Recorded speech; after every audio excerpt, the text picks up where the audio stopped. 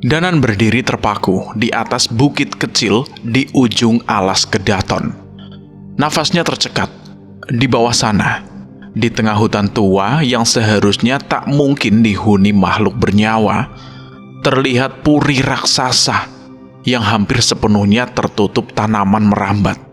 Seolah puri itu sudah lama dikubur waktu, tapi masih bernafas. Hanya cahaya bulan purnama yang mengungkap bentuknya. Dinding puri itu seakan terbuat dari batu yang jauh lebih tua dari sejarah Majapahit sendiri. Dan dari dalamnya muncul suara-suara yang tak wajar. Teriakan, rintihan, tawa yang terlalu panjang, terlalu patah, hingga terdengar seperti seseorang yang tertawa sambil mati tersendak darahnya sendiri. Puri itu hanya akan menjadi kuburan kalian, ucap Nyai Kunti. Apa maksud Nyai? Tanya Linggar. Tapi raut wajah Nyai Kunti berubah marah. Ia tak mampu menahan emosinya yang melihat wajah Linggar yang membawa darah Sasena. Ia pun kembali menghilang dalam kegelapan. Nyai! Nyai! Teriak Linggar. Linus merangkul Linggar dan berusaha menenangkannya dari kebingungan yang ia alami. Aku gak pernah tahu ada istana sebesar ini di tanah Jawa, bisik Danan, suaranya hampir hilang ditelan udara dingin. Cahyo maju pelan, berdiri di sampingnya. Justru, bisik Cahyo tanpa menoleh, istana ini memang seharusnya gak pernah ada, Nan. Di saat mereka belum selesai memproses keterkejutan itu, cahaya-cahaya kecil mulai muncul dari ranting hutan di bawah. Sejumlah obor bergerak dalam barisan yang panjang. Suara kidung aneh terdengar, semakin lama semakin jelas, sampai akhirnya arak-arakan yang menggotong sebuah keranda bambu itu terlihat. Mereka siapa? Panji hampir tidak percaya matanya. Apa ada desa di sini? Tidak ada yang menjawab, karena semakin dekat, semakin jelas bahwa rombongan itu bukan rombongan manusia biasa. Mereka menari, menggerak-gerakan obor seperti sedang menyusun mantra. Suara kidung mereka tidak memiliki tangga nada yang pernah didengar telinga manusia. Terasa begitu mengganggu saat terdengar. Dan tubuh yang dibawa di dalam keranda bambu itu bukan mayat. Itu manusia hidup. Tubuhnya penuh luka robek. Kulitnya menghitam seperti direndam lumpur pekat. Kain yang dipakainya terbuat dari lembaran kulit dan potongan organ binatang. Kuku, tanduk, tulang kaki hewan, semua dirangkai di tubuhnya seperti ornamen upacara penyembelihan. Mata orang itu terbuka, memaku Danan dan yang lain. Matanya menjerit meminta tolong, tapi tubuhnya beku seolah ia sudah ditahan sebuah perintah gaib untuk tidak boleh bergerak. Saat rombongan itu tiba di depan dinding puri, tampak sebuah lubang besar menganga di sela tanaman merambat. Di bawah lubang itu masih berserakan wadah-wadah sesaji tua. Dan tepat saat kidung berhenti, batu besar yang menutupi lubang itu perlahan bergeser. Dari dalam gelap terdengar geraman, lalu tawa pendek yang retak dan dingin.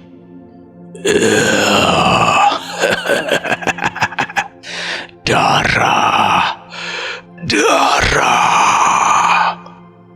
Tangan-tangan hitam bersalut lendir muncul dari dalam kegelapan. Lengan-lengan membusuk itu berebut, berusaha meraih keranda sebelum dibuka. Tumbal, gumam Mbah Wijan pelan. Suaranya seperti patah. Keranda itu baru terangkat sedikit, dan tanpa tunggu izin manusia yang menggotongnya, satu tangan hitam itu menyambar rambut si korban dan menariknya dengan kekuatan binatang lapar. Suara tengkuk dan tulang terpelintir terdengar sangat jelas. Tubuh manusia itu hilang dalam gelap. Tawa-tawa itu kembali pecah, disusul suara kunyahan basah. Cahyo mengepalkan tangan, rahangnya bergetar menahan amarah. Brengsek. Desis Cahyo menggeram. Cahyo sekuat tenaga menahan diri untuk menghampiri sekumpulan orang itu. Ia sadar bahwa salah pergerakan saja ia bisa membahayakan dirinya maupun teman-temannya. Tahan, Jul. Bukan kita saja yang bersembunyi. Aku tahu, Nan. Cahyo merasakan hal yang sama dengan Danan, walau tidak terlihat oleh mata. Mereka merasakan keberadaan sosok-sosok lain di sekitar mereka. Sosok-sosok kuat yang bisa menyembunyikan keberadaan mereka. Setelah kepergian kelompok orang-orang itu, suasana terasa begitu hening. Angin berhenti berhembus. Tak ada satupun suara hewan yang terdengar. Firasat buruk pun semakin menjalar. Tak ada yang mengancam, tak ada yang memerintahkan. Namun tak ada satupun yang berani bergerak saat itu, seolah sedikit suara yang muncul bisa saja memancing bahaya untuk mereka. Dan Wanasura gelisah. Danan merasakan getaran dari keris raga sukmanya. Panji pun merasakan keresahan dari tombak lembu warok. Linus tiba-tiba berdiri dengan pusaka pisau batu berada di genggamannya. Sudah dimulai. Suara pusaka itu terdengar dari mulut Linus. Dan saat itu juga tiba-tiba tanah yang mereka pijak bergetar. Ah, gempa! Gempa!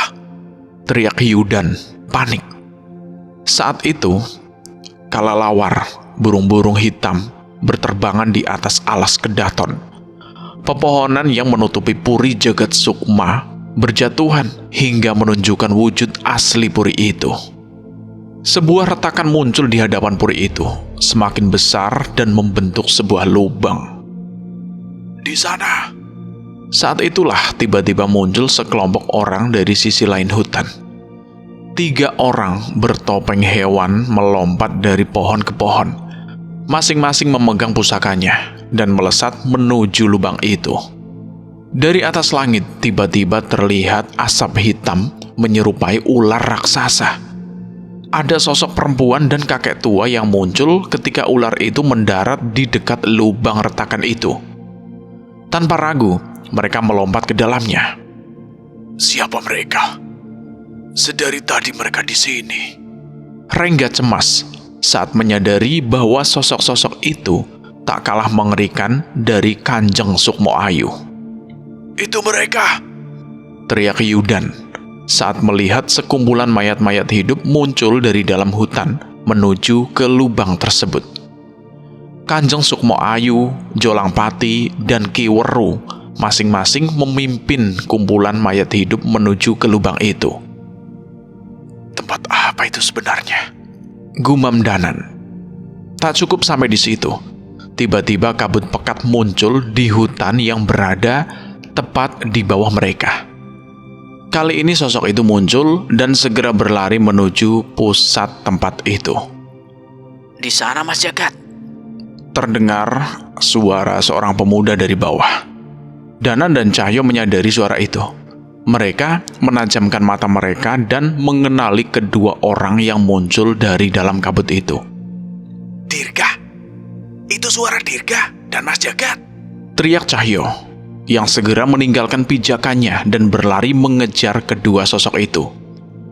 Bawijan, sebaiknya murid-murid padepokan dibawa ke tempat yang aman dulu. Sepertinya kami harus menyusul mereka. Tidak, Mas Danan. Kami akan ikut, ucap Bawijan. Aku percaya dengan kekuatan Bawijan. Namun dengan lawan seperti mereka, melibatkan murid-murid padepokan bukan hal yang bijak. Bawijan terlihat ragu. Ia menatap murid-muridnya yang sudah luka dan kelelahan. Bawarsono pun memberi isyarat pada adiknya itu untuk menuruti ucapan Danan. Bagaimana dengan kamu? Tanya Mbah Wijan. Panji mengangkat tombak lembu waroknya. Ia menunjukkan getaran dari tombak itu kepada ayahnya. Tombak lembu warok bergetar hebat. Sepertinya aku harus tetap ke sana, Pak. Kata Panji. Panji, Danan memperingatkan Panji. Tapi Mbah Wijan menepuk pundak Danan. saya akan menuruti perkataanmu. Murid-murid padepokanku akan tetap berada di sini, menanti kalian dan menjaga pagar Sembagyiwana. Tapi, tolong, biarkan Panji ikut. Mbah yakin? Tanya Danan. Mbah Warsono mendekat dan merangkul Panji. Ia mendekatkan Panji pada Danan. Sepertinya Panji dan tombak lembu warok ikut bereaksi dengan fenomena ini, Nak Danan. Dan setidaknya, biarlah Panji mewakili kami. Dialah yang paling pantas untuk itu. Ucap Mbah Warsono. Danan menatap Mbah Warsono dan Mbah Wijan. Di belakangnya Rangga dan Yudan mengangguk, sepakat dengan rencana kedua gurunya. Danan menoleh ke arah Linggar dan Linus. Aku masih harus berbicara dengan Nyai Kunti, Mas Danan. Aku membutuhkannya untuk menghentikan Kanjeng Sukmawayu. Ucap Linggar. Linus berjalan mendekat ke arah Linggar dengan membawa pusaka pisau batu di tangannya. Aku akan menemani Linggar. Kami akan menyusul secepat mungkin. Danan pun mengangguk mengerti maksud mereka. Kalau begitu, kami pergi. Ucap Danan. Tanpa membuang waktu, Danan dan Panji turut berlari menuruni bukit untuk mengejar Cahyo yang sudah melesat begitu cepat dengan bantuan Wanasura. Kenapa Mas Jagat bisa datang ke tempat ini? Tanya Panji sambil berlari. Entahlah Panji, tapi aku merasakan ada sesuatu yang berbeda menyelimuti Mas Jagat dan Dirga. Semoga saja itu bukan pertanda buruk. Danan menatap ke arah lubang raksasa itu. Mereka yang terpilih. Dirga! Mas Jagat! Cahyo berteriak dengan kencang saat berhasil menyusul Jagat dan Dirga yang berlari dengan tergesa-gesa. Jagat dan Dirga pun menoleh ke arah Cahyo dan tanpa ragu, Dirga menghunuskan kerisnya. Sementara Jagat melemparkan ajian watu geni ke arah Cahyo. Dirga! Mas Jagat! Apa maksudnya? Serat! Keris Dirga melewati sisi wajah Cahyo. Sementara watu geni Mas Jagat meledak beberapa langkah di belakang Cahyo. Lari Mas Cahyo! Lari! Teriak Dirga. Cahyo tak mengerti. Saat menoleh ke belakang, ia melihat wanita tua bertubuh ular terbakar dengan ajian Mas Jagat dan bekas luka dari keris Dirga menghentikannya. Sial! Dia setan dari mana toh? Setan itu mungkin mengikuti kami. Untuk sampai tempat ini, kami melintasi jalur yang gak wajar. Dan sialnya, sudah ada yang menaruh makhluk-makhluk seperti itu untuk menahan kami. Teriak Mas Jagat. Cahyo menoleh. Ia tahu setan itu bukan siluman ular biasa. Kita lawan! Ucap Cahyo berhenti. Namun dengan cepat, Jagat menarik Cahyo kembali. Gak usah. Kami udah ngelawan puluhan. Kalau diladenin, gak habis-habis. Benar ucapan Jagat. Saat satu siluman terkapar, satu sosok siluman serupa sudah melata dengan cepat dan muncul mengejar Dirga. Wah, sial! Dirga menarik kerisnya lagi. Namun, sebelum mulai menyerang, sebuah tombak melesat dengan cepat melubangi kepala siluman itu. Mereka siluman peliharaan. Ucap Danan yang menyusul serangan Panji dengan kerisnya. Serat! Kepala siluman itu terpisah dari badannya. Namun sayangnya, badan siluman ular itu masih menggeliat, berusaha untuk bangkit. Jagat dan Dirga menoleh ketika mendengar langkah Danan dan Panji menyusul dari belakang. Begitu mereka menemukan titik aman, mereka memperlambat lari menarik nafas di antara kepanikan. Gimana kalian bisa ada di sini toh? Kenapa kalian juga ngejar pintu masuk puri itu? Cahyo bertanya cepat. Jagat tidak langsung menjawab. Ia mengangkat telapak tangannya menunjukkan sebuah simbol aneh yang berpendar samar. Danan menatap simbol itu. Energinya terasa sama seperti energi puri Jagat Sukma. Apa ini? Danan bergidik. Inilah tanda bahwa kami terpilih untuk masuk ke puri itu, Nan. Terpilih? Kok bisa? Ceritanya panjang, tapi para penganut ilmu hitam, para siluman, dan berbagai makhluk, semua sedang berlomba-lomba untuk merebut masuk. Dirga menambahkan. Karena di dalam sana ada semua hal yang mereka incar.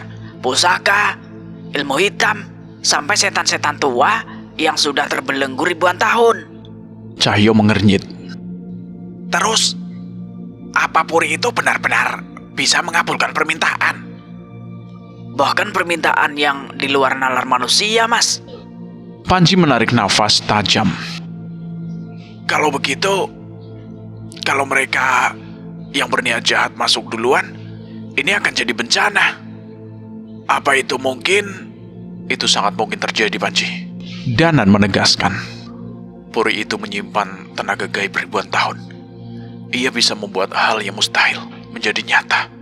Jagat mengangguk. Danan kini benar-benar paham seberapa berbahayanya tempat itu. Terus, dari mana Mas Jagat dapat simbol itu? Dan kenapa kalian bisa sampai di sini? Danan masih penasaran. Jagat menatap ke gelap hutan. Tatapannya berat. Ada tragedi di masa kecilku yang belum selesai, Nan. Dan saat kami kembali ke sana, sesuatu terjadi. Seperti penarikan takdir yang menjerumuskan kami sampai ke sini. Jagat menunjuk ke arah sisi hutan, ke arah jurang gelap. Dan soal tempat ini, bukannya dulu kamu yang cerita soal jurang keramat itu? Danan dan Cahyo saling bertatapan. Jurang?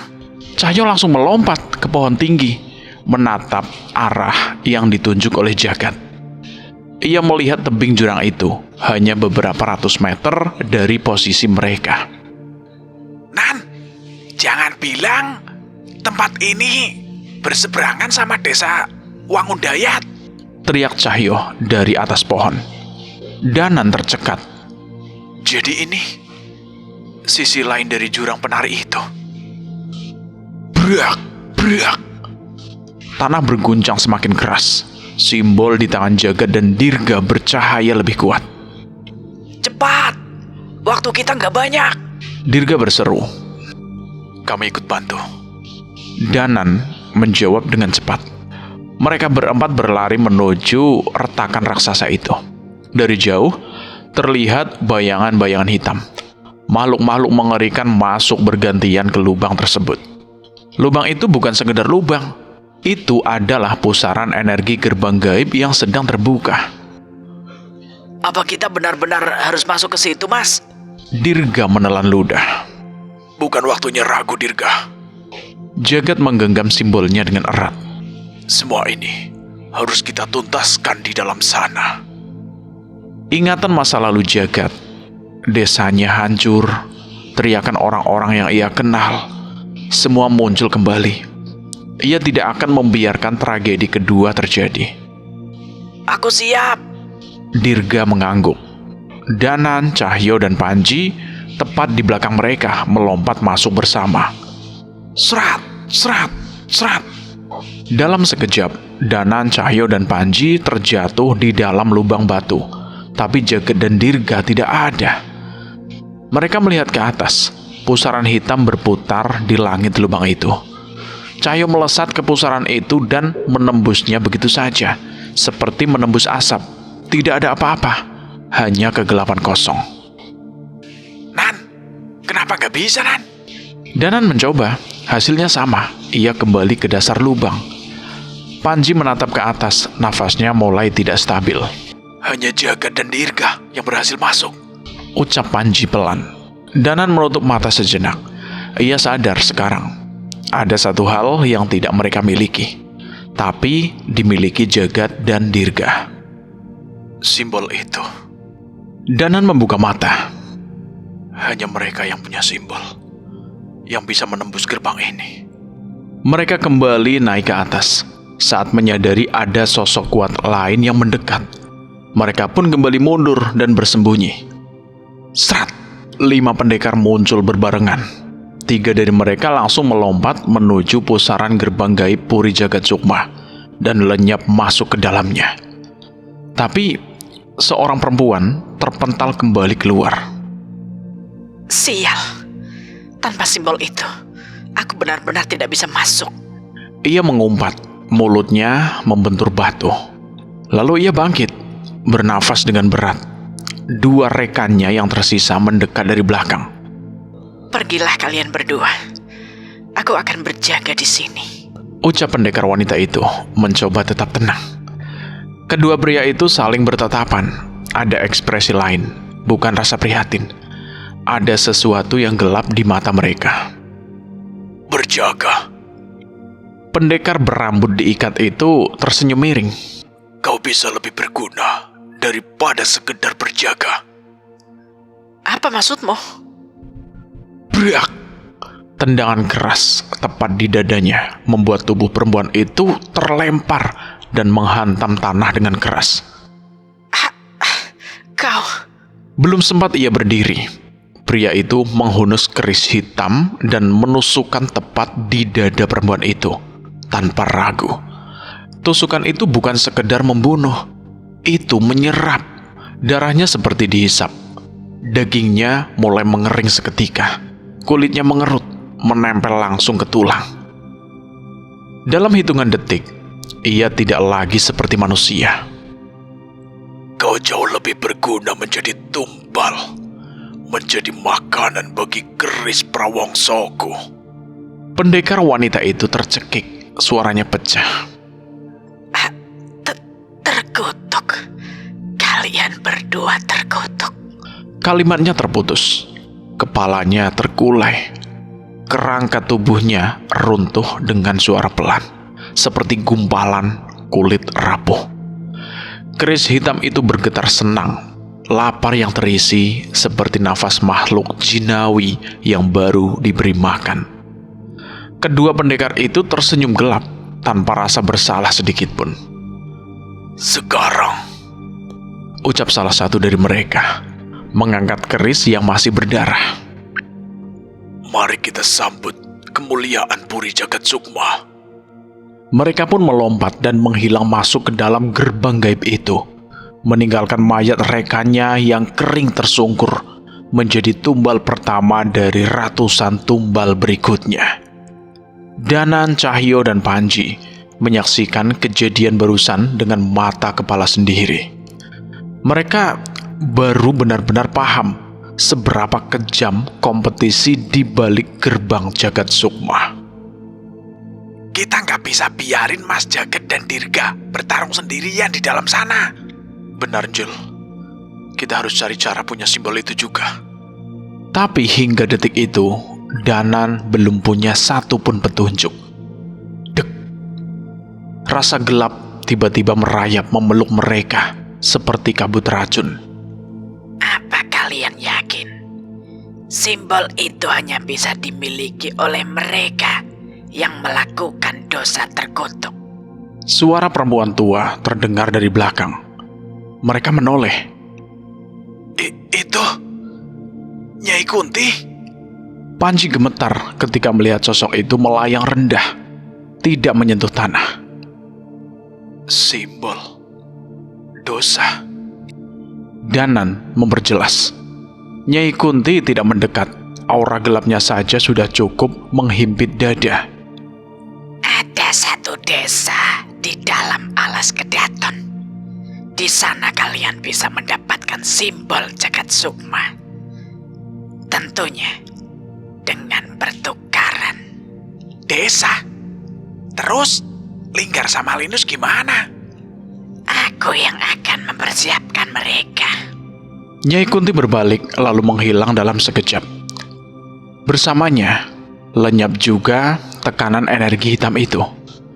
Keheningan singkat terjadi saat itu. Mas, Panji menunggu keputusan. kita cari desa itu. Panji, tolong jaga tubuhku. Danan menarik nafas dalam. Panji mengangguk. Danan duduk bersila. Keris raga sukma ia letakkan di dadanya. Dalam beberapa detik, rohnya merobek keluar dari tubuh fisiknya dan melayang, siap meninggalkan raga.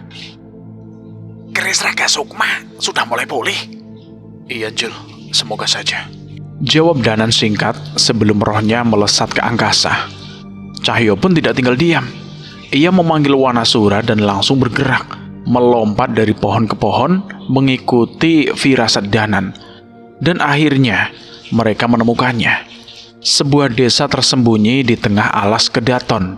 Desa yang selama ini dianggap tak pernah ada dan dihuni oleh masyarakat yang tak pernah dikenal. Simbol Jagat Sukma. Danan dan Cahyo dan Panji tiba di desa yang mereka temukan atas petunjuk Nyai Kunti. Satu-satunya desa di alas Kedaton, dan mereka tidak menemukan desa lain di hutan itu. Ini gak kayak desa, Mas.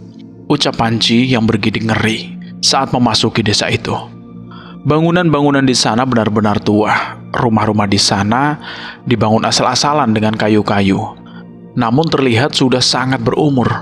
Beberapa bagian desa masih terdapat reruntuhan batu-batu candi yang dibiarkan begitu saja. Sudah pasti, Panji. Desa yang memaksa hidup di hutan ini pasti hidup dengan tidak wajar. Jelas Danan yang menyadari betapa sulitnya hidup di tanah yang tandus itu. Semakin masuk ke dalam, mereka akhirnya melihat beberapa warga desa beraktivitas. Tatapan mereka dingin, namun mereka tak menggubris kedatangan Danan dan yang lain. Apa yang kalian cari? Dek, tiba-tiba suara seorang nenek tua terdengar dari belakang mereka. Danan, Cahyo, dan Panji menoleh ke belakang dan mendapati nenek bungkuk yang giginya bahkan setinggi Danan dalam keadaan bungkuk itu. Nan, demit, Nan.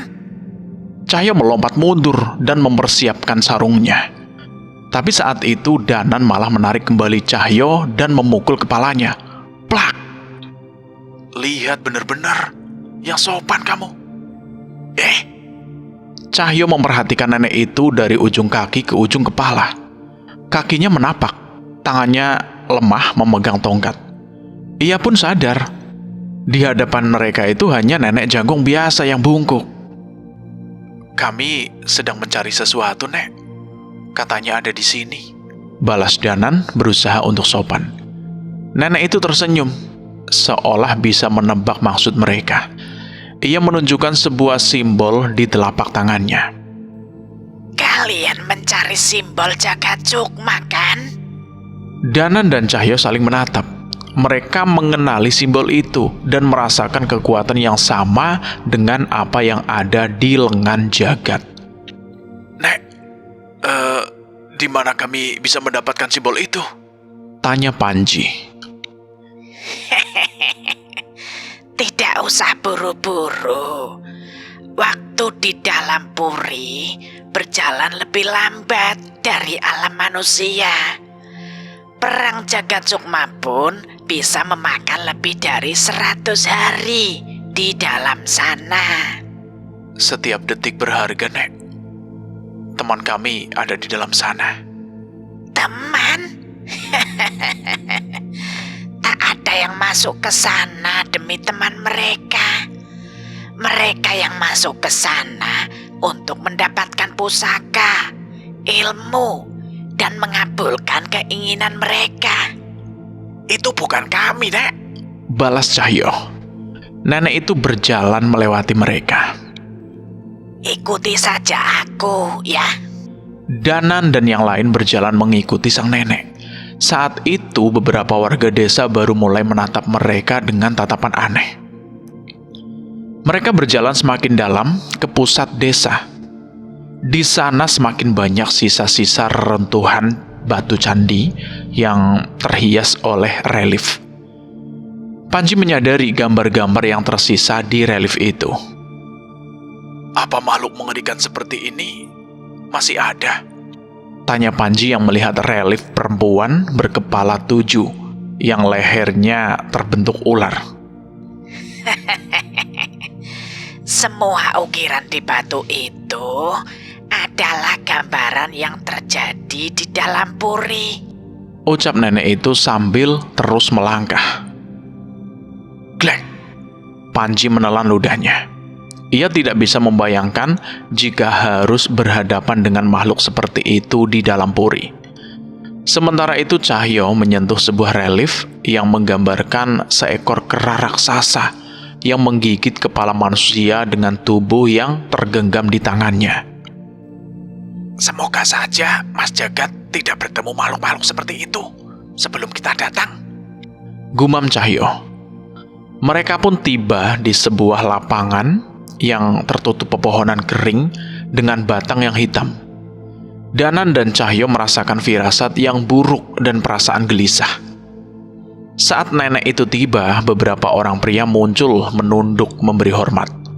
Di dekat mereka ada sebuah keranda bambu yang sama persis dengan yang digunakan untuk memberi makan puri Jagat Sukma.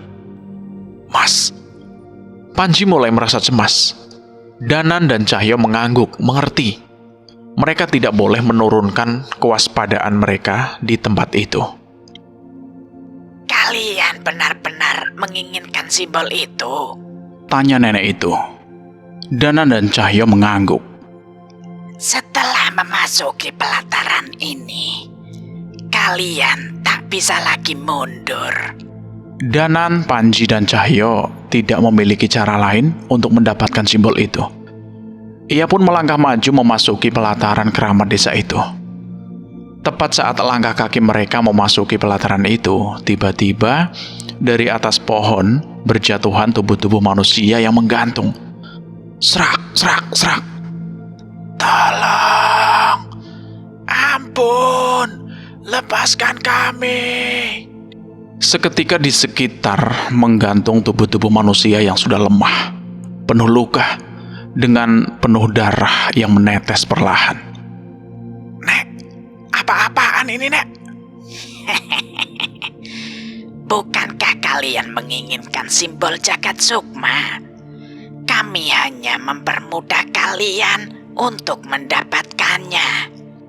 Nenek itu berjalan menuju batu yang menjadi pusat pelataran itu. Simbol Jagat Sukma terukir di sana, seolah batu itu merupakan pusat dari reruntuhan candi di desa itu. Simbol Jagat Sukma adalah simbol yang dibentuk oleh dosa. Mereka yang mendapatkan itu, mendapatkan simbol, adalah pendosa yang diakui oleh Puri Jagat Sukma. Dosa. Tidak mungkin, Mas Jagat dan Dirga. Danan mencoba mengelak. Kalian tidak pernah tahu apa yang disembunyikan oleh hati manusia. Nenek itu mengambil sebuah pisau, tombak, dan berbagai senjata berkarat yang berserakan di batu itu. Ia meletakkannya di hadapan mereka bertiga. Bunuh. Semakin banyak kalian membunuh, semakin besar peluang kalian mendapatkan simbol Jagat Sukma. Puri akan mengakui kalian. Tangan Cahyo mengepal kencang, wajahnya terlihat kesal. Membunuh atau tidak, mereka akan tetap mati. Masih banyak orang-orang yang akan datang untuk mendapatkan simbol Jagat Sukma setelah ini. Panji menatap Danan dan Cahyo. Ia bingung dengan situasi ini. Semua orang-orang itu tetap akan mati jika mereka tidak membunuhnya. Dan jika itu terjadi, mereka tetap tidak akan mendapatkan simbol itu. Ah, sial. Cahyo berteriak kesal. Ia berlari ke arah salah satu tumbal-tumbal itu. Danan pun tidak berpikir lebih. Ia pun pergi ke salah satu tumbal lain dengan keris di tangannya. Bagus, bagus.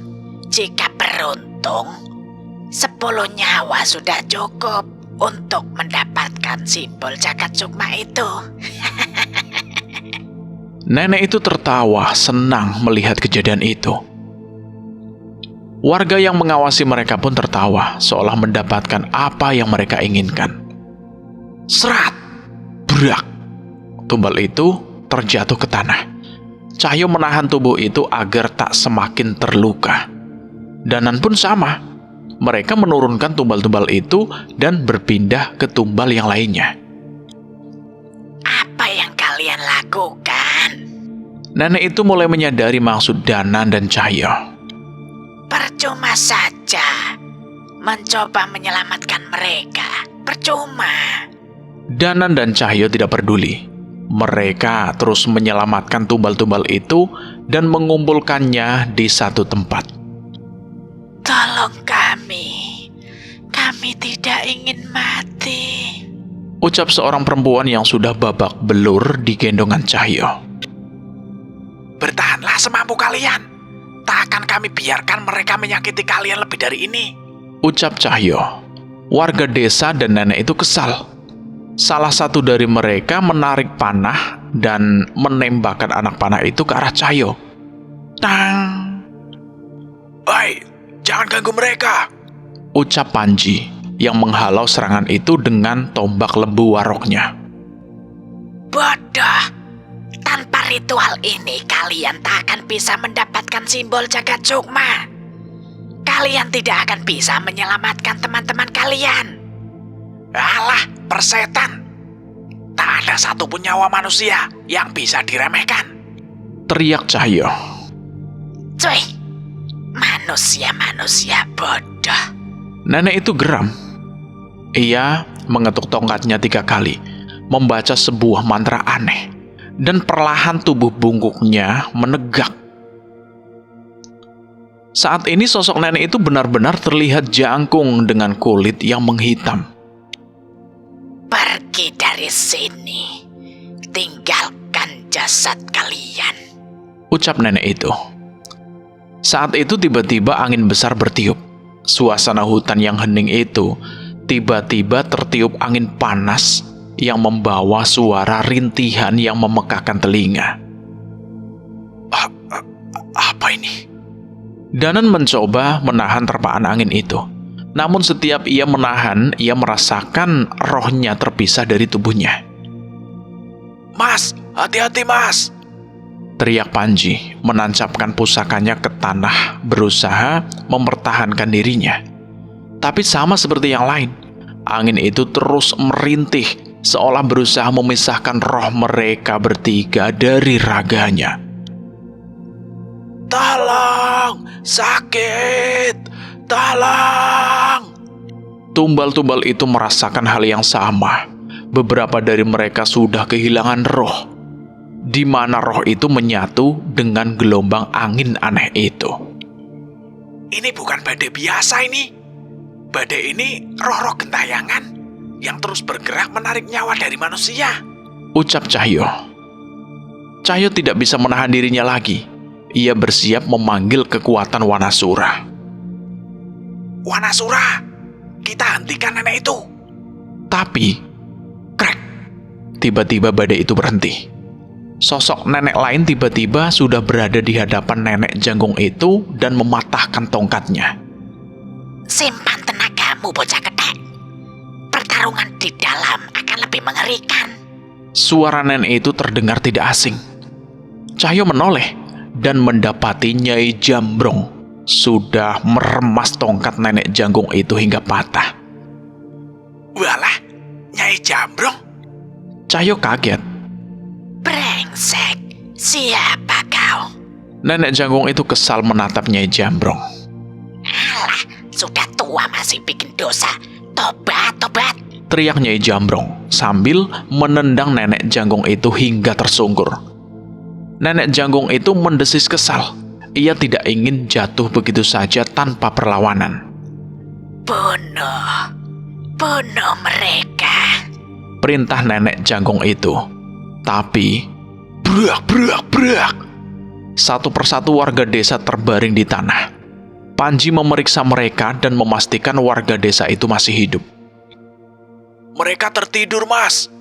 Teriak Panji. Suara alunan lagu tiba-tiba terdengar dari kejauhan. Tokecang, bala gendir, tos blong, ayak setan aing tendang, tumbal na aing tolong. Danan menoleh. Ia memastikan tak ada yang pandai merangkai pantun Tokecang lebih mahir daripada orang itu. Kang Jawir, Nyai Runtak. Danan tersenyum melihat kedatangan mereka. Ia pun melihat beberapa orang berjalan tertatih di belakang mereka.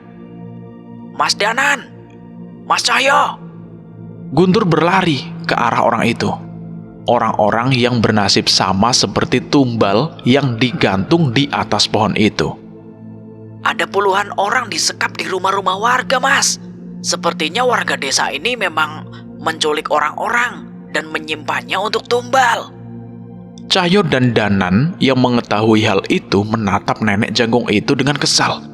Tapi sebelum sempat berbuat apapun, nenek janggung itu malah tersenyum. Tumbal-tumbal itu tidak akan selamat dari hutan ini. Para pemburu simbol jagat sukma akan memburu mereka. Seketika tubuh nenek janggung itu mengering.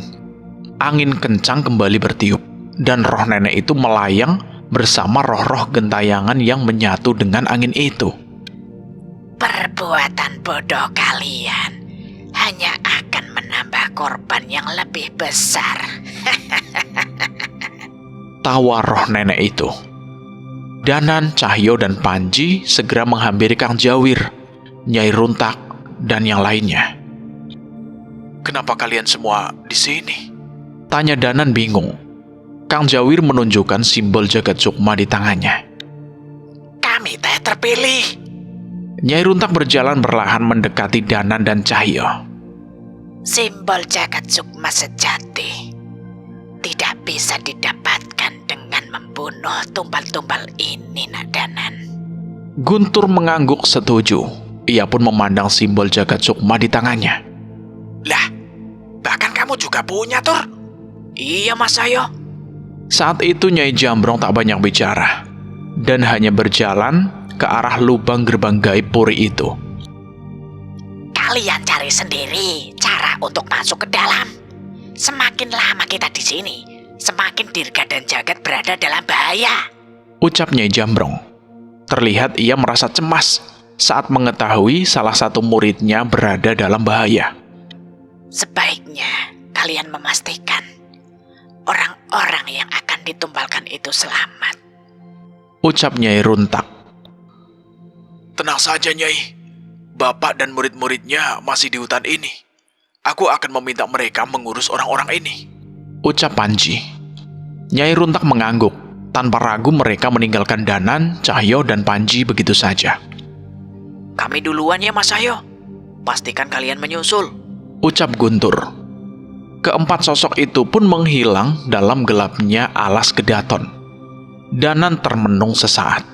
Baru kali ini, ia merasa tak mampu berbuat apa-apa dalam masalah ini. Apa yang harus kita lakukan? Jangan bingung gitu, Nan. Kalau kamu bingung, apalagi aku toh? Mereka terdiam sesaat dan duduk di sebuah batu. Sementara Panji melemparkan tombaknya ke langit untuk menemukan ayahnya. Di tengah kemelutnya, Danan melihat para calon tumbal yang berusaha menenangkan dirinya dan saling berbicara satu sama lain. Terima kasih, anak muda. Terima kasih. Ucap salah seorang pria tua yang selamat dari warga desa itu. Jangan terima kasih dulu, Pak. Kalian masih jauh dari kata aman. Ucap Danan. Kami mengerti, Nak. Tapi kami juga akan berjuang untuk diri kami sendiri, kata pria itu. Saat itu Danan, Cahyo menyadari bahwa tidak semua calon tumbal itu adalah orang-orang lemah. Beberapa dari mereka adalah pendekar yang dijebak dan ditaklukkan oleh nenek jangkung dan warga desa itu. Padepokan Bapak akan melindungi kalian. Entah bagaimana cara keluar dari tempat ini. Tapi Bapak dan murid-murid Bapak pasti akan menemukan jalan untuk kalian. Terima kasih anak muda. Terima kasih. Danan, Panji, dan Cahyo kembali memutar otak. Mereka tahu waktu tidak banyak. Sementara di desa itu, para calon tumbal tengah sibuk mengikat warga yang tertidur dengan kutukan Nyai Runtak. Tapi kita benar-benar harus masuk ke puri itu. Cahyo mengelus wajahnya gelisah. Kalian memang berniat masuk. Terdengar suara seorang kakek dari belakang. Danan menoleh. Seorang lelaki tua, tubuhnya penuh tanah, jalan tergopoh-gopoh mendekat. Aku menemukan jasad manusia, Katanya terengah-engah. kesatria masa lalu, dan mereka punya simbol di tangan mereka. Cara bicara kakek itu seolah ia sudah akrab dengan mereka. Namun Danan dan Cahyo masih berusaha mengenalinya. Tunggu, Mbah Praja. Cahyo kaget. Benar, itu Mbah Praja. Danan ikut terkejut. Mbah benar-benar menyeberang ke sini. Mbah Praja menggeleng kesal. Baru beberapa minggu tidak bertemu, sudah lupa sama wajah Mbah. Wah, maaf loh Mbah, maaf. Cahyo menggaru-garu kepalanya. Biasanya kakek-kakek yang pamit pergi ke tempat keramat itu nggak balik lagi loh Mbah. Taunya kami cuma dapat kabar dukanya saja. Gitu Mbah biasanya. Semprol kamu. Mbah Praja mencupit kuping Cahyo. Panji kebingungan. Tapi jelas Mbah Praja adalah kenalan mereka. Sini, ikut aku. Mereka bertiga mengikuti Mbah Praja. Tak jauh dari desa itu, mereka sampai ke sebuah kuburan tua lalu masuk ke goa gelap yang menjorok ke tanah. Masuk, hati-hati. Instruksi dari Mbah Praja. Cahyo menyalakan korek. Di dalam goa, beberapa liang lahat sudah terbuka. Di dalamnya, ada jasad-jasad yang masih utuh, tidak membusuk. Maksud Mbah Praja, jasad ini?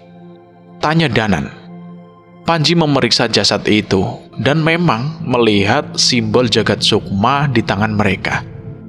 Di langit-langit goa tertulis aksara-aksara kuno yang mulai memudar. Satria Pinilih. Kau bisa membacanya juga? Sedikit, Mbah. Mbah Praja menceritakan bahwa mereka adalah jasad orang-orang yang berhasil mendapatkan simbol jagat sukma di zamannya. Mereka adalah Satria Pinilih, orang-orang berjiwa kesatria dan memiliki ilmu kanuragan yang telah menyelamatkan banyak nyawa.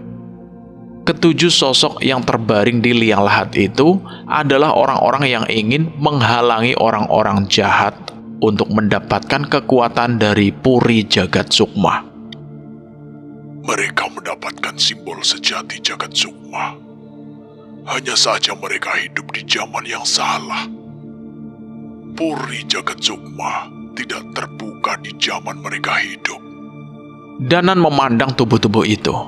Ia menyadari bahwa mereka sengaja mempelajari ilmu untuk menjaga agar tubuh mereka tidak membusuk, untuk menjaga simbol jagat sukma di tangannya agar tetap ada di zaman ini. Semoga kami diizinkan meminjam simbol ini darimu. Turunlah dan genggam tangan yang punya simbol itu. Perintah Mbah Praja. Danan menurut. Ia turun ke pelengkung kubur, menggenggam tangan jenazah itu. Serat! Tiba-tiba darah muncrat. Mbah Praja telah memotong tangan jenazah itu dari tubuhnya tanpa aba-aba. Mbah, apa-apaan ini? Lah, memang begini caranya. Mbah Praja menunjuk aksara petunjuk di dinding goa. Tubuh jenazah yang terpisah itu seketika mengering dan membusuk. Namun, tangan yang menggenggam Danan tetap utuh, tetap bernyawa, dan tidak membusuk. Jangan lepaskan tangan itu sampai kalian benar-benar masuk ke Puri Jagat Sukma, Ucap Mbah Praja serius. Panji mengernyit. Cahyo melangkah mundur, wajahnya pucat. Bah, opo nggak ada cara lain toh? Ya nggak ada. Sudah nurut saja. Mbah Praja memotong tanpa memberi mereka kompromi. Suara nafas tersengal terdengar di lorong-lorong gelap itu. Jagat berlari tertatih. Bahunya berlumuran darah, tertahan kain compang-camping yang ia jadikan perban darurat.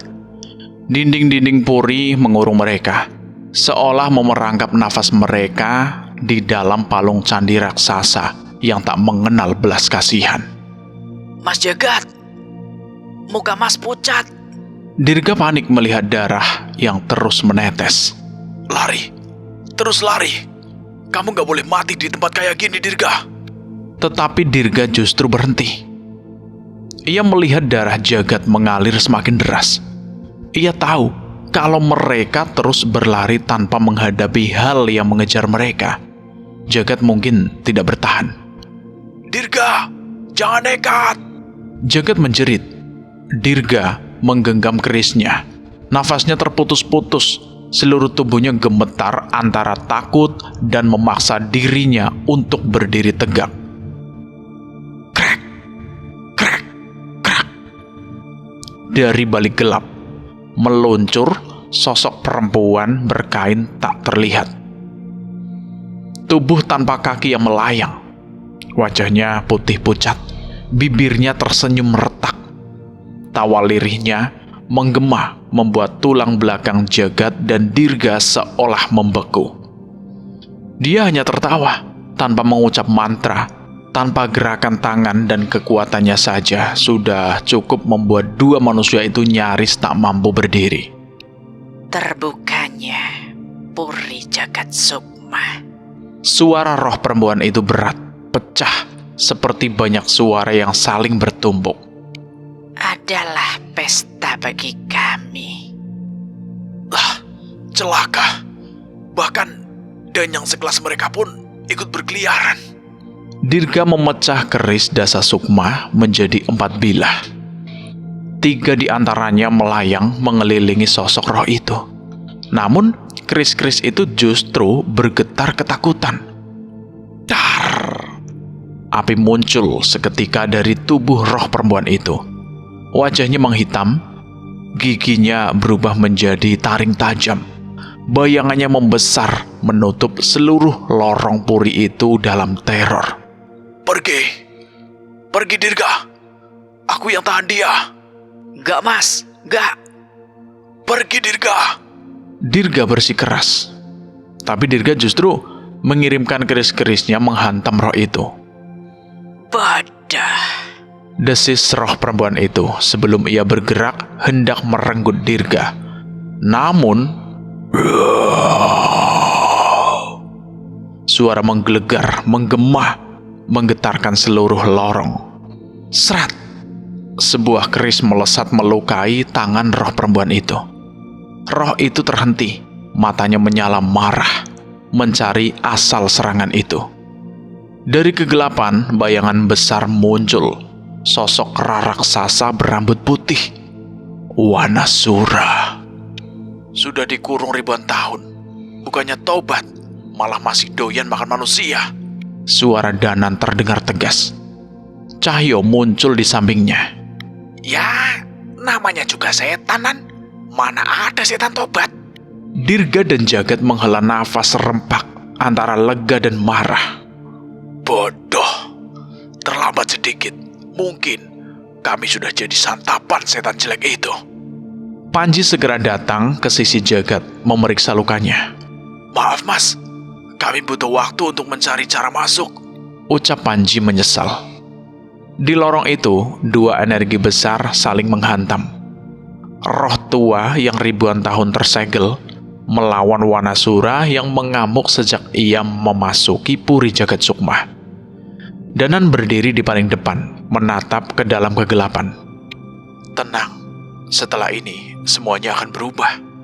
Ucapnya, suaranya mantap. Makhluk dari masa lalu. Danan, Cahyo, dan Panji berdiri berhadapan dengan sosok mengerikan yang kini mengincar Jagat dan Dirga. Udara di dalam puri begitu padat, seolah setiap nafas membawa aroma besi dan darah. Wanasura! Teriak Cahyo. Jantung makhluk itu berdentum. Terdengar jelas di antara dinding batu Puri Jagat Sukma yang bergetar pelan. Cahyo memejamkan mata. Kekuatan Wanasura merasuk ke tubuhnya. Dalam sekejap, ia melesat, meninggalkan bayangan, dan tiba tepat di belakang roh perempuan itu. Sebuah tendangan maut siap menghantam. Namun makhluk itu malah tersenyum, menatapnya dingin, terlalu tenang. Cahyo! Danan berteriak, tapi terlambat. Cahyo spontan menarik diri, mundur 2 langkah. Dan hanya sedetik kemudian, dari langit-langit puri, duri tajam raksasa menghantam posisi tempatnya berdiri tadi. Serat! Suara retakan dan debu berterbangan. Wanasura di dalam diri Cahyo meraung marah. Tapi Cahyo merasakan sesuatu yang aneh. Naluri Wanasura gemetar, seolah ia tahu mereka sedang menghadapi kekuatan yang jauh lebih tinggi darinya. Panji! Seru Danan memberi isyarat. Keris Raga Sukma langsung melayang dari genggamannya, berputar di udara dan menukik ke arah roh itu. Makhluk itu menghindar dengan mudah, namun dari sisi lain, tombak lembu warok yang dikuasai Panji sudah menanti. Terbakar api ajian merah menyala. Jelep! Tombak itu menembus tubuh sang roh, menghantam dinding puri hingga batu-batu raksasa runtuh. Brak! Berhasil. Danan menatap penuh harap. Ia menjemput kembali kerisnya. Danan! Jangan lengah! Jagat berteriak. Terlambat. Tawa menggema memenuhi ruangan. Roh perempuan itu bangkit perlahan. Tubuhnya tertembus. Namun tombak itu bergetar hebat, lalu terlepas begitu saja, jatuh ke lantai. Luka di dadanya menutup dalam sekejap, seperti tak pernah ada. Aku suka kalian. Danan menatap Panji. Kita tak bisa menahan ini lebih lama. Siapkan semuanya! Mereka berkumpul. Jagat menyiapkan ajian watu geninya. Cahyo memusatkan tenaga bersama Wanasura. Danan menggenggam keris Raga Sukma. Panji mengangkat tombaknya lagi. Dan Dirga menyiapkan keris Dasa Sukma yang bergetar di udara. Tapi belum sempat mereka menyerang. Panji berteriak keras. Tubuhnya melengkung. Darah keluar dari hidung dan telinga. Danan menoleh, namun tiba-tiba matanya juga terbakar panas dari sisi kiri. Apa ini? Ia mencoba membaca ajian pemulih, tapi tak berguna. Brak! Mereka berlima jatuh bersamaan.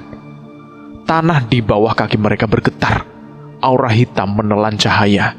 Dan saat mereka mendongak, roh itu sudah berubah. Tubuhnya kini hitam legam, mengerikan. Rambutnya panjang, menjuntai seperti asap. Di tubuhnya tergantung ratusan perhiasan dan pusaka kuno yang berputar mengelilinginya. Dari matanya menyala api keemasan. Aku, Suaranya menggema berat. Dewi Mretya, penguasa jagat malam, penghisap nafas dari segala makhluk yang berani menantangku. Kekuatan yang terpancar darinya begitu pekat hingga Danan tak mampu berdiri. Cahyo mencoba bangkit, tapi satu gerakan tangannya saja. Blam! Cahyo tersungkur lagi. Darah mengalir dari bibirnya. Sebelumnya, dia tidak sekuat ini. Gumam Jagat, suaranya hampir tak terdengar. Dewi Mretya melayang di atas mereka berlima. Senyumnya kini menyerupai topeng iblis. Aku suka kalian. Nadanya manis, tapi matanya memantulkan maut. Carilah segala hal yang bisa membunuhku. Pusaka, ajian, kodam, apapun itu. Dan temui aku di jantung istana ini. Brak! Satu hentakan tangannya membuat mereka terhempas lagi ke dinding batu. Nafasnya seolah berhenti.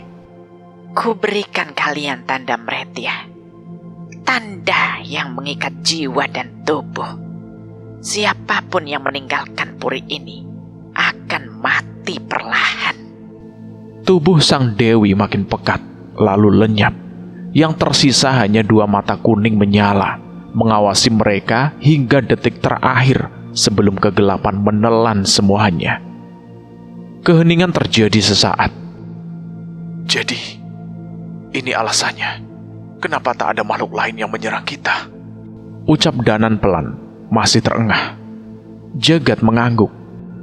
Mereka semua takut pada Dewi Mretya. Saat tekanan itu lenyap, mereka perlahan berdiri. Cahyo menatap Danan, wajahnya pucat.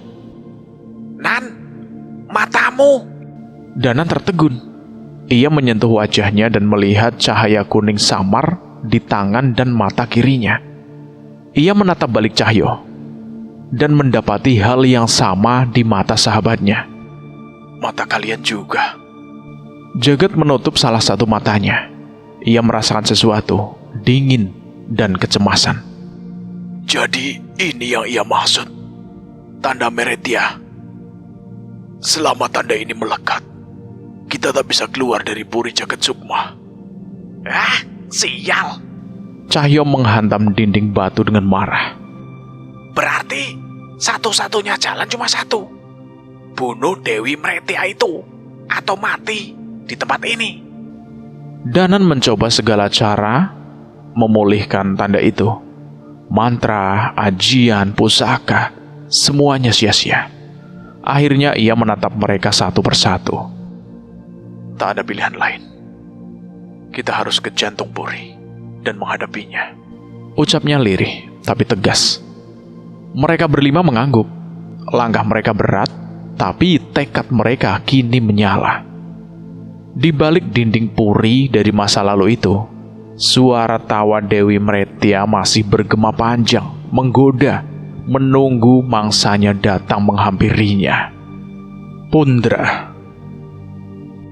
Mas Jagat, apa ajian lintas dimensimu nggak bisa dipakai di tempat ini? Tanya Danan sambil tetap waspada memandang ke sekitar lorong puri yang remang. Soal itu, Jagat menarik nafas panjang. aku sendiri belum pernah, Nan. Ada yang aneh dengan dimensi di dalam puri ini. Rasanya seperti dunia ini menolak untuk disentuh. Cahyo menimpali dengan cepat. Iya, aku lihat sendiri waktu Mas Jagat mau buka gerbang gaib buat kabur tadi. Jagat menatap mereka dengan wajah cemas. Yang muncul bukan alam roh, bukan dunia siluman, bahkan bukan ruang mana biasa.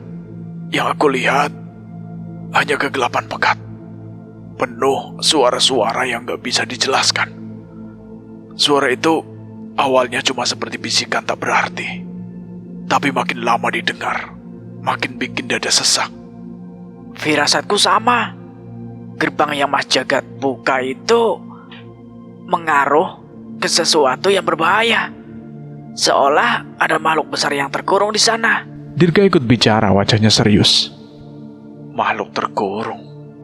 Danan menatapnya tajam. Dirga mengangguk. Entah kenapa aku yakin sesuatu di dalam kegelapan itu mencoba berkomunikasi, tapi caranya aneh. Seperti berbicara lewat rasa takut. Jagat mengangguk perlahan. Intinya, apapun itu, kita nggak boleh asal buka jalan ke sana. Langkah mereka berakhir di hadapan sebuah gerbang batu raksasa. Di atasnya, wajah Batara Kala terpahat jelas. Giginya mencuat tajam, matanya memancarkan aura dingin. Candi itu nampak megah, sekaligus mengancam. Kita masuk. Tanya Panji ragu. Danan menoleh ke sekeliling, tidak ada jalan lain. Iya masuk, tapi tetap waspada. Begitu kaki pertama melangkah melewati ambang, obor-obor di dinding menyala dengan sendirinya.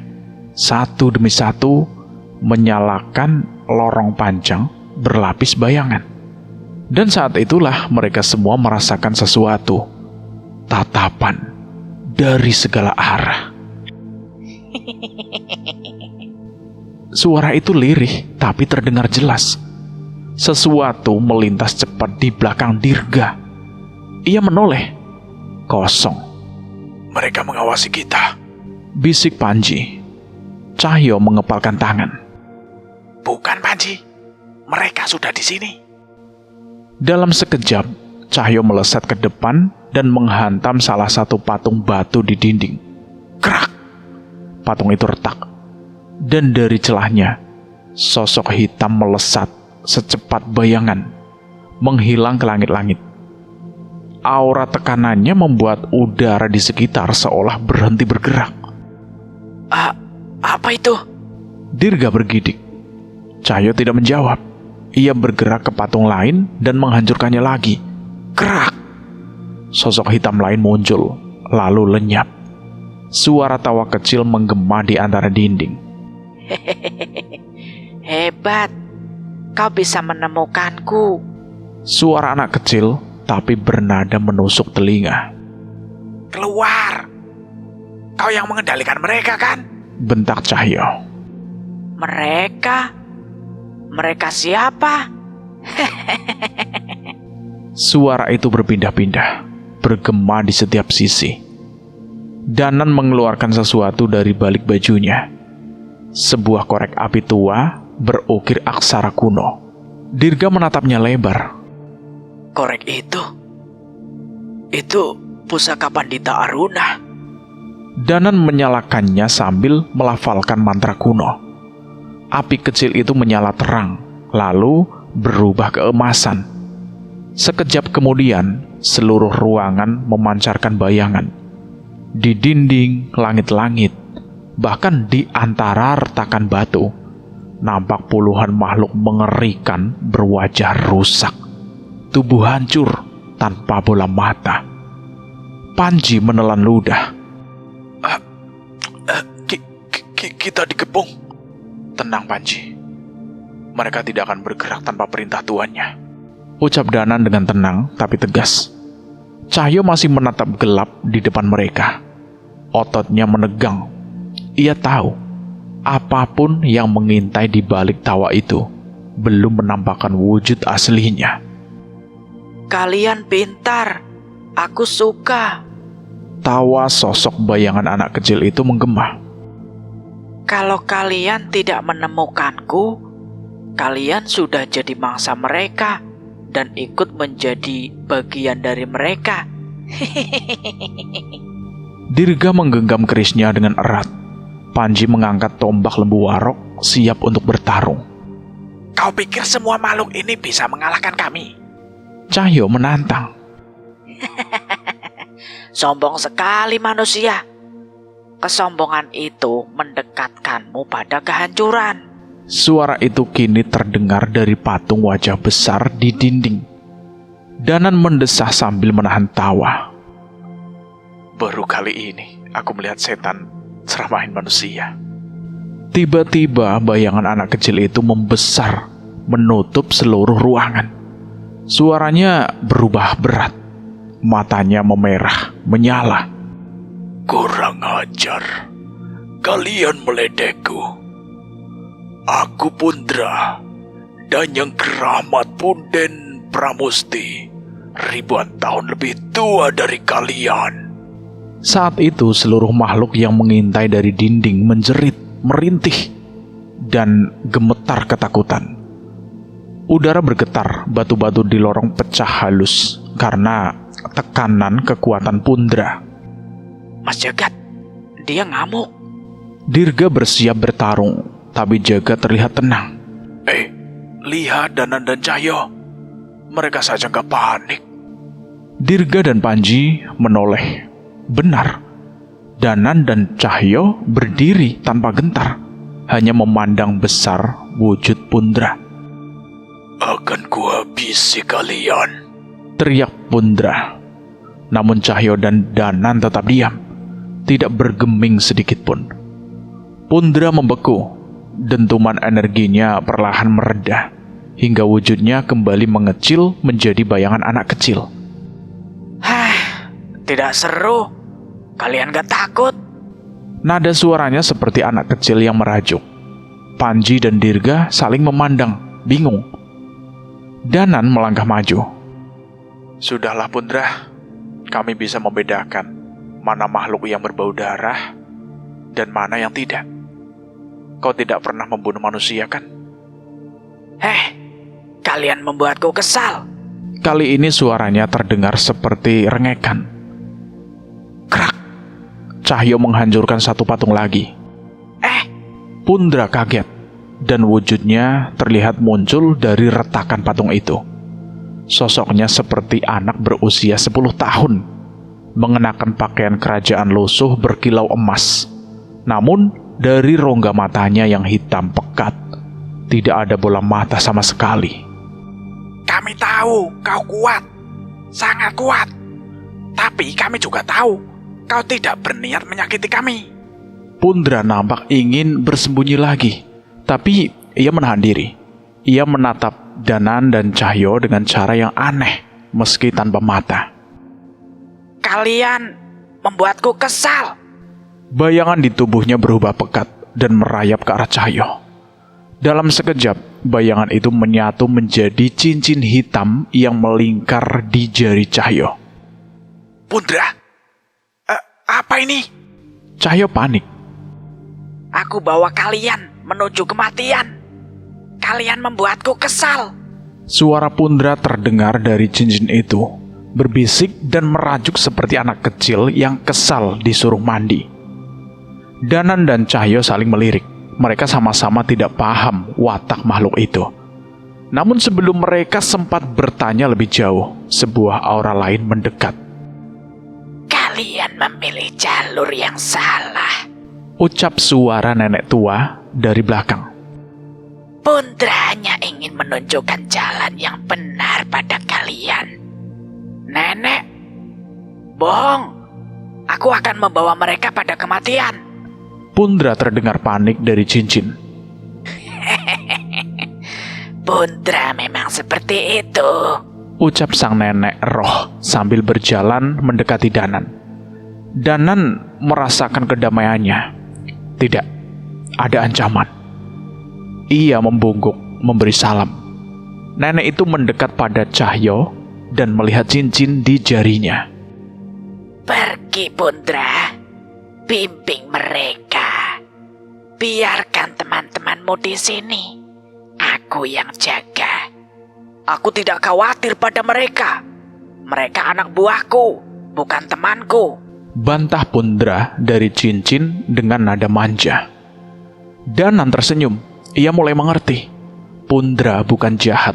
Ia hanya keras kepala, kesepian, dan terlalu lama terkurung. Makhluk-makhluk itu, mereka terjebak di puri ini ya? Tanya Danan. Pundra tidak menjawab, hanya diam, yang berarti iya. Danan, sini. Panggil Jagat dari ujung lorong. Mereka berlari, menghampiri, dan terpaku. Dinding di depan mereka dipenuhi patung wajah. Semua patung itu nampak seperti manusia normal, kecuali satu hal. Tidak ada mata. Ada yang lebih kejam dari kalian yang melakukan ini. Ucap Cahyo pelan. Nenek itu mendekat, dan saat Danan melihat wajahnya lebih jelas, ia baru sadar. Roh nenek itu pun tidak memiliki mata. Raja itu gila.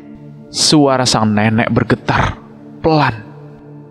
Ia menggunakan mata kami, semua mata kami untuk menyempurnakan ilmunya, agar ilmunya abadi. Roh kami harus dikurung di sini selamanya. Danan, Cahyo, dan Panji terdiam mendengarkan nenek itu melanjutkan ceritanya dengan lirih, namun nadanya penuh luka. Seluruh roh yang memenuhi ruangan ini dulunya adalah manusia biasa, korban dari lelaku gila seorang raja di masa lalu. Seorang raja yang menuntut kekuatan dengan mencungkil mata para tumbal dan mengikat jasad mereka di dalam puri jagat sukma. Di tempat ini, roh-roh itu tidak bisa pergi ke alam baka. Mereka terkunci dalam penderitaan tanpa akhir. Dan Pundra adalah pelindung leluhur raja tersebut. Ia melindungi raja-raja sebelumnya, mereka yang adil dan bijaksana hingga kerajaan itu berjaya. Tapi ketika raja terakhir berubah menjadi monster yang mengejar ilmu hitam, Pundra gelisah dan akhirnya memilih menantang. Ia mengambil tanggung jawab untuk melindungi korban-korban sang raja sampai mereka bisa tenang dan kembali ke alam baka suatu hari nanti. Lalu, apa yang terjadi dengan raja itu? Tanya Cahyo. Gak ada yang tahu lah. Bentak Pundra dari cincin, nadanya menyebalkan. Kan kami disegel di puri ini. Badan doang gede, otaknya kosong. Cahyo hanya bisa mendengus. Habis dari sini, ada yang harus kita segel lagi di kaleng kerupuk. Kalian bakal mati duluan sebelum bisa menyegel aku. Sahut Pundra cepat. Danan menghela nafas panjang. Ia kembali menatap sang nenek. Titip Pundra. Dia sudah terlalu lama menjaga kami. Kalau Pundra pergi, apa yang terjadi pada kalian? Kami akan bersembunyi lagi. Kami bisa bertahan. Kedatangan kalian adalah harapan bagi kami. Bahkan Pundra pun tahu itu. Jawab sang nenek. Setelah mendengar itu, Danan berjalan mendekati barisan patung wajah yang menyegel roh-roh tanpa mata tersebut.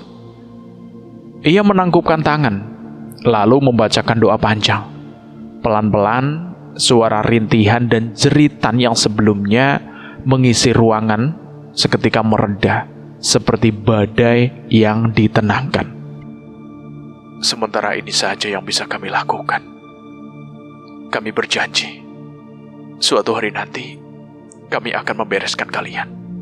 Ucap Danan. Tidak ada jawaban dari Pundra. Namun Cahyo merasakan suatu hal. Cincin di darinya bergetar lembut. Pundra merasa tenang. Sebaiknya kalian cepat pergi.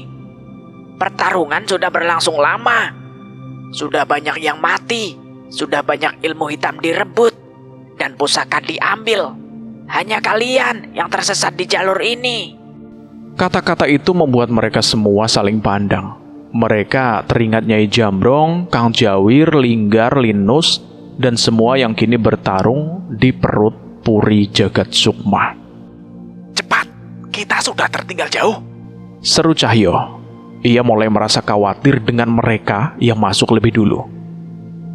Dipandu Pundra, mereka kembali berlari mengejar pertempuran yang entah sudah berubah sejauh apa. Kanuragan beberapa saat sebelumnya. Kang Jawir yakin mau gendong Nyai Runtak terus sepanjang jalan? Tanya Guntur sambil berjalan di jalur gelap puri jagat sukma. Nyai Runtak teh sudah jadi bagian dari tubuh Kang Jawir. Gak usah kamu pikirin. Jawab Kang Jawir sambil terus melangkah. Maksudku, kalau Kang Jawir capek, biar Guntur yang gendong. Kang Jawir tiba-tiba merangkul pundaknya dan mengelus kepala Guntur. Jangan dipikirin. Kecuali Kang Jawir teh mati, baru Kang Jawir titip Nyai Runtak sama kamu. Kang, mulutnya Kang. Gerutu Guntur. Mereka menempuh jalur berbeda dari Danan dan yang lain. Lorong yang mereka lalui berubah menjadi goa gelap. Hanya diterangi senter kecil di tangan Guntur. Tidak jelas berapa lama mereka sudah berjalan. Waktu seolah tidak bergerak di dalam puri. Suara desisan ular, geraman makhluk-makhluk buas, dan langkah kaki samar terus mengiringi perjalanan mereka. Namun semakin dalam mereka masuk, semua suara itu perlahan menghilang. Setan-setan itu kemana mereka? Guntur berbisik, merasa aneh dengan keheningan yang muncul mendadak. Kita tidak punya waktu untuk meladeni mereka, Tur. Semua sudah dibereskan sama Nyai Runtak. Balas Nyai Jambrong. Guntur menoleh. Nyai Runtak terlihat tertidur di punggung Kang Jawir. Tenang, tapi jelas kekuatannya membentuk jalur aman bagi mereka. Lalu langkah Nyai Jambrong terhenti. Di depan mereka bukan lagi lorong. Sebuah pelataran raksasa terbuka, seolah menjadi ruang bawah tanah puri. Dari atas, mereka melihat banyak lubang goa mengitari area itu. Dan di tengahnya, api besar menyala merah, menyala. Gede. Patungnya gede banget. Guntur menelan ludah. Patung raksasa itu menggambarkan sosok iblis bertaring panjang, menari sambil membawa beberapa senjata. Api di sekelilingnya membuat bayangannya bergerak, seperti benar-benar hidup. Ini teh tempat ritual? Tanya Kang Jawir. Bukan. Ini area pertarungan. Nyai Jambrong mengamati genangan darah, potongan tubuh, dan mayat-mayat berserakan. Plok, plok, plok. Tepuk tangan menggema dari bawah. Seorang pria tua berdiri di tengah area, memegang batu hitam berbentuk bulat. Di sampingnya berdiri seorang perempuan berbusana Jawa. Rambut sanggulnya rapi, namun matanya putih seluruhnya. Tubuhnya dipenuhi kilauan perhiasan pusaka, kalung, cincin, tusuk konde, seperti pajangan antik yang hidup. Akhirnya kalian datang. Aku sudah menunggu. Ujar pria itu. Kau yang membunuh mereka? Tanya Nyai Jambrong, datar. Benar. Ada yang salah dengan itu. Wajah Guntur memerah, menahan marah. Pria itu memang tua, tapi tubuhnya tegap dan berotot seperti petarung yang tak pernah kalah.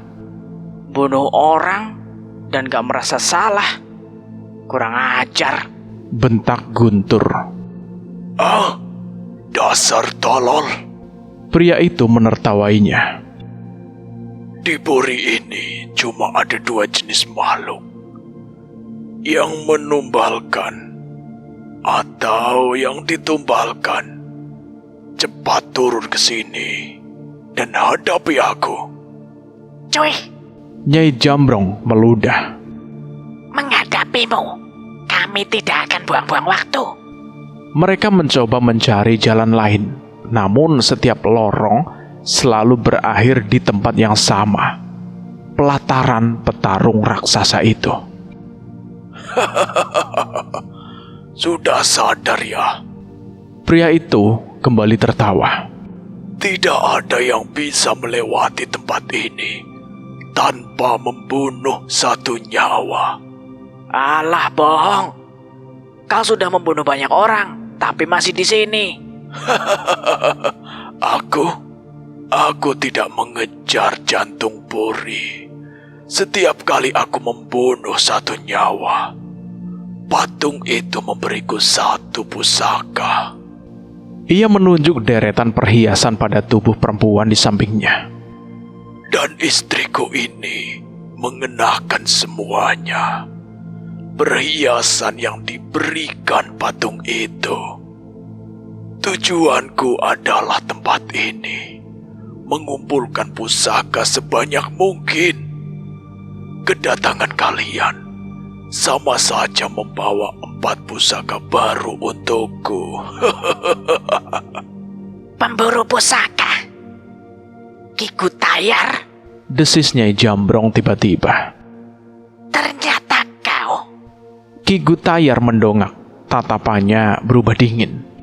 Kau mengenaliku? Ia mendekat menatap Nyai Jambrong dari jarak dekat.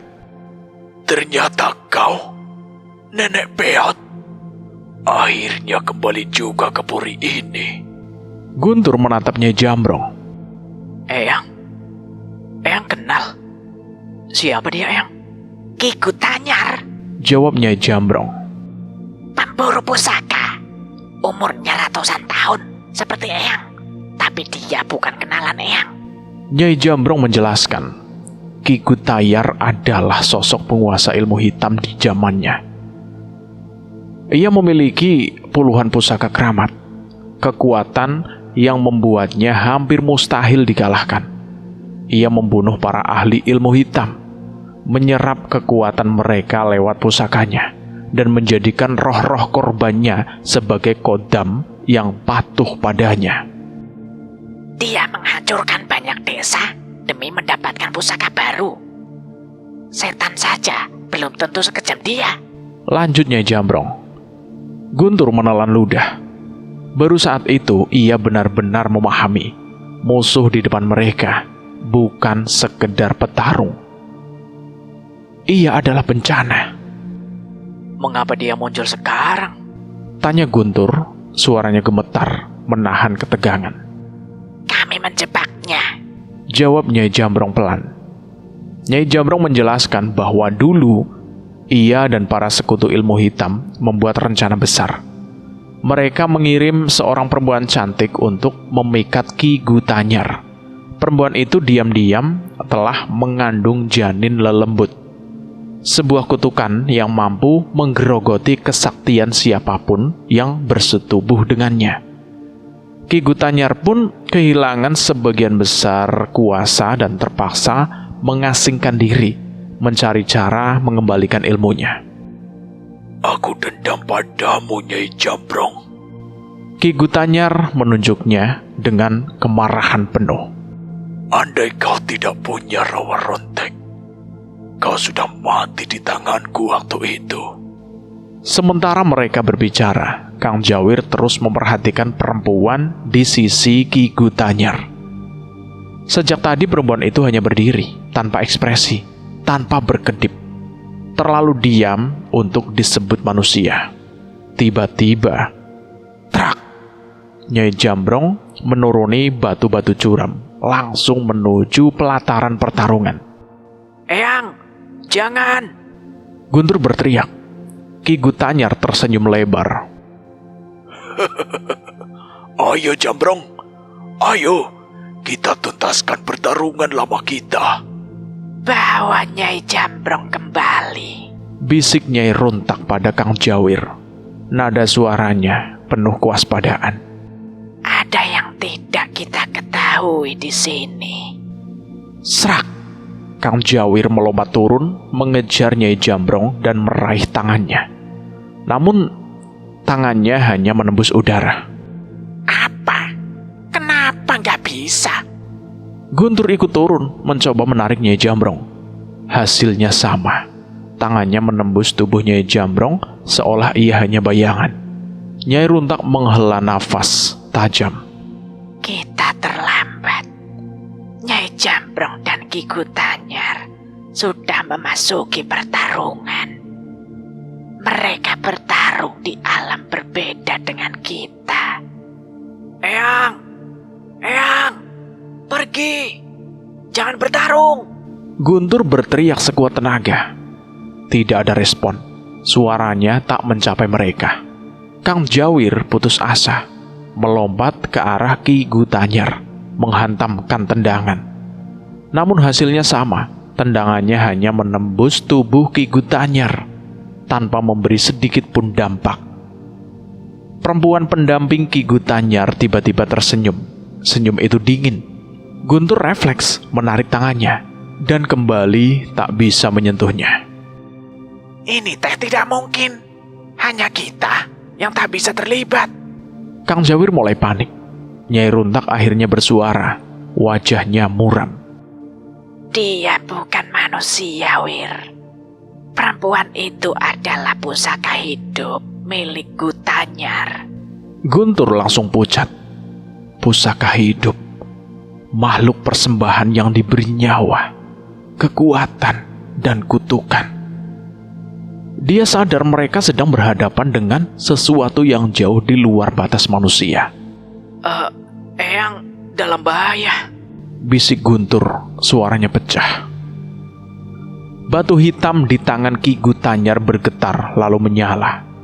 Dalam sekejap, pusaka itu melayang dan berubah menjadi gumpalan api hitam yang memanas seperti inti magma. Ratusan tahun berlalu, pusaka itu lagi yang kau pakai. Ujar Nyai Jambrong datar. Kau tidak bosan? Coba tebak, Jambrong.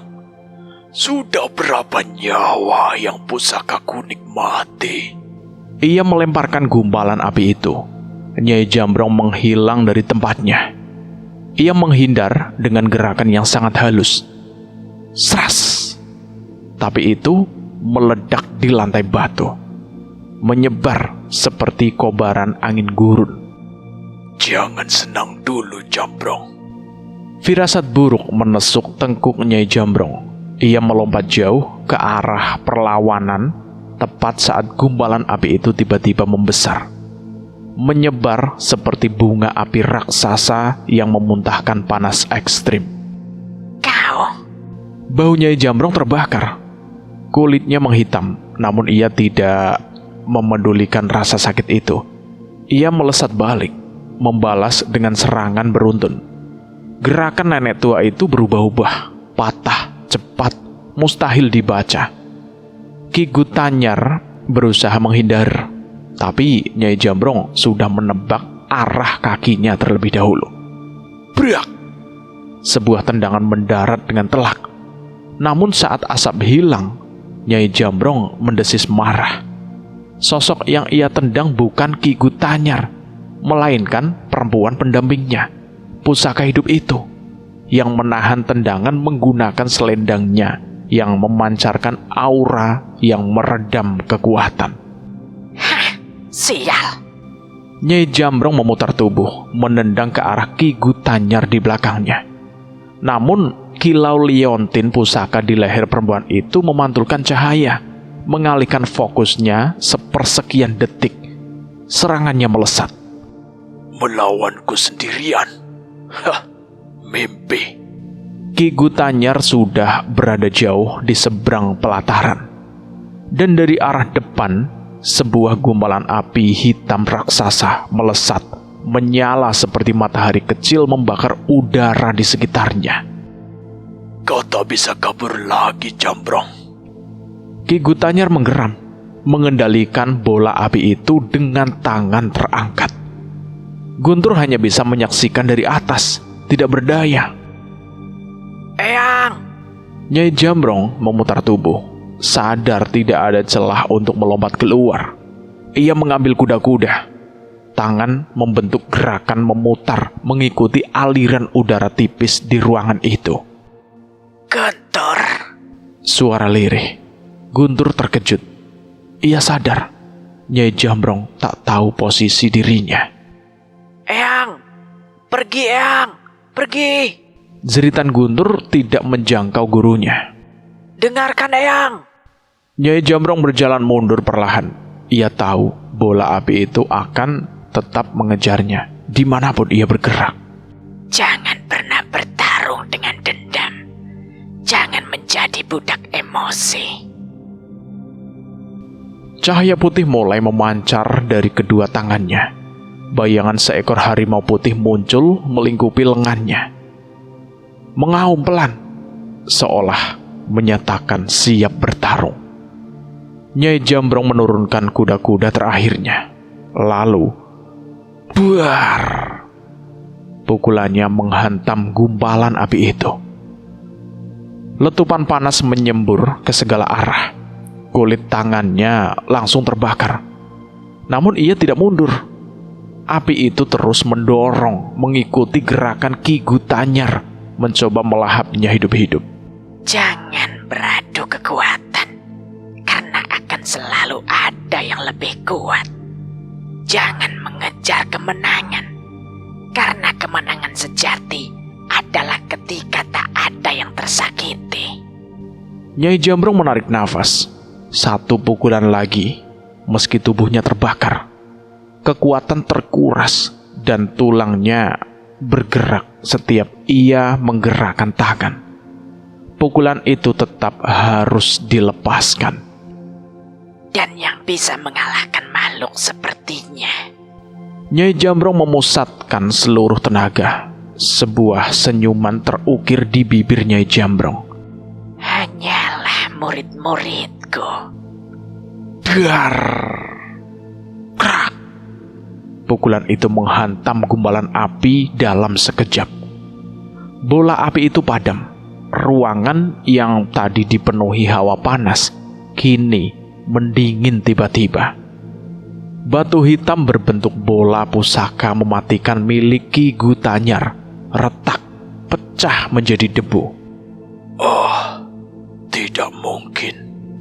Ki Gutanyar mundur selangkah, matanya membelalak. Pusakaku. Pusaka yang sudah memakan ratusan nyawa. Nyai Jambrong tersenyum tipis. Namun tangannya yang terbakar membuat ia tidak mampu mengangkatnya lagi. Nyai Jambrong. Ki Gutanyar meraung marah. Ia mencabut 2 keris hitam di pinggangnya. Mantra ia bacakan. 2 bilah itu mendesis seperti ular kelaparan. Eyang, menghindar! Guntur berteriak, namun suaranya tetap tidak sampai. Keris-keris itu menukik, melengkung, mengejar. Tapi setiap kali hampir menyentuhnya, serangan hanya mengenai angin. Nyai Jambrong menghindar, walau tubuhnya goyah. Cetak! 1 keris terhalau oleh tasbih di tangan Nyai Jambrong. Nyai, Nyai runtak menahan nafas. Ia melihat tubuh Nyai Jambrong gemetar hebat, seperti detik-detik terakhir sebelum runtuh. Ki Gutanyar menyeringai. Ia membaca kelemahan itu. Cerak! Sebuah kendi pecah di tangannya. Asap berbentuk ular menyatu dengan kedua keris pusakanya, membuat gerakannya semakin sulit ditebak, seperti hidup. Cerat! Kali ini Nyai Jambrong tak secepat tadi. Setiap liukan keris meninggalkan luka. Darah jatuh menitik di lantai batu. Nyai Jambrong tetap maju, tetap mencoba bertarung dengan 1 tangan yang sudah hancur. Tapi tak satu pun serangannya berhasil mendarat. Ini akhirmu. Desis Ki Gutanyar. Ia melempar 1 keris. Liukannya mematikan, mengincar jantung Nyai Jambrong. Dan dari belakang, Ki Gutanyar sudah menyiapkan serangan penghabisan. Namun, serak! Sebuah keris menancap di tanah di depan Ki Gutanyar. Ki Gutanyar tertegun. Guntur mengenali keris itu. Itu keris Dasasukma. Guntur menoleh ke arah datangnya keris itu, dan air matanya hampir pecah melihat sosok-sosok yang muncul dari mulut goa. Dirga, Mas Danan. Guntur, apa yang terjadi toh? Cahyo berlari bersamaan. Kita tolong Eyang. Kita pasti... Ucap Guntur terputus. Ia baru sadar, Nyai Jambrong bertarung di alam yang berbeda. Keris Dasasukma tidak terlihat oleh para petarung itu. Dan tepat di depannya, 2 keris ular hitam sudah menancap di tubuh Nyai Jambrong. Eyang! Eyang! Guntur terisak, suaranya pecah. Ia berusaha meraih tubuh Nyai Jambrong, tapi tangannya hanya menembus udara. Eyang! Eyang! Kenapa? Kenapa kerisku tidak menghentikannya? Dirga gemetar. Mereka turun menghampiri Guntur dan Kang Jawir. Cincin di jari Cahyo bergetar keras. Pundra muncul di belakang Jagat, seolah merobek batas antara dua dunia. Pertarungan di sini terjadi di alam berbeda. Pundra menjelaskan dengan cepat. Tidak ada yang bisa ikut campur sebelum salah satu petarung mati. Pundra, apa tidak ada yang bisa kita lakukan? Danan mencengkramnya. Batas alam baru terbuka jika saat salah satu petarung mati. Itu artinya Nyai Jambrong belum mati. Hanya tinggal menunggu waktu. Brak! Guntur memukul tanah dengan emosi pecah. Ki Gutanyar mencabut kerisnya dari tubuh Nyai Jambrong, bersiap melakukan serangan terakhir. Hentikan! Guntur berteriak. Sosok Ki Gutanyar menatap tubuh lawannya yang berlumuran darah.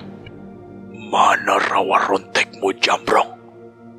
Bukankah kau tidak bisa mati? Nyai Jambrong terbatuk darah, tapi ia masih tersenyum. Aku sudah tidak bergantung pada ilmu terkutuk itu. Pertarunganku bukan lagi penjemputan dosa. Diam. Pendosa sepertimu mana mungkin mendapat ampunan? Nyai Jambrong tidak menjawab. Tubuhnya jatuh berlutut, darah mengalir, namun tatapannya tetap tegar. Ia hanya menjawab dengan sebuah senyuman yang membuat Ki Gutanyar semakin kesal. Pundra, apa tidak ada yang bisa kita lakukan? Tanya Danan cemas. Tiba-tiba cincin Cahyo menghilang. Sosok Pundra muncul di belakang Jagat. Tangannya memegang punggung Jagat secara tiba-tiba. Kau. Jagat bingung. Sas! Pundra menatap semua orang. Waktunya sangat sedikit. Aku bisa memindahkan beberapa, tidak, hanya 2 orang untuk masuk ke alam pertarungan. Ia menatap mereka satu persatu. Mereka tak punya waktu lebih banyak. Siapa yang akan kupindahkan? Teriaknya. Saat itu suara lantang terdengar dari 2 orang yang sudah menahan amarahnya yang bergejolak. Aku! Pundra menepuk tanah. Tak ada waktu untuk meminta persetujuan siapapun. Dalam sekejap, batas ruang robek. Tepat sebelum 2 keris Ki Gutanyar menembus Nyai Jambrong lagi. Crang! 2 bilah keris Ki Gutanyar tertahan oleh keris Dasa Sukma yang kini terbagi menjadi 2 di kedua tangan Dirga. Sementara di antara mereka, kilatan petir membungkus kepalan tangan Guntur menghantam jantung Ki Gutanyar. Menjauh! Dirga maju perlahan, matanya dingin seperti baja. Kau menyentuh guru kami! Dan buar! Kekuatan pukulan Guntur di dada Ki Gutanyar meledak bak petir yang menghantam tubuh Ki Gutanyar hingga terpental. Menjauh dari guru kami! Guntur berteriak, suaranya menggelegar, memenuhi ruangan. Dan cerita ini bersambung dulu sampai di sini. Saya akan melanjutkan ceritanya lagi di part berikutnya.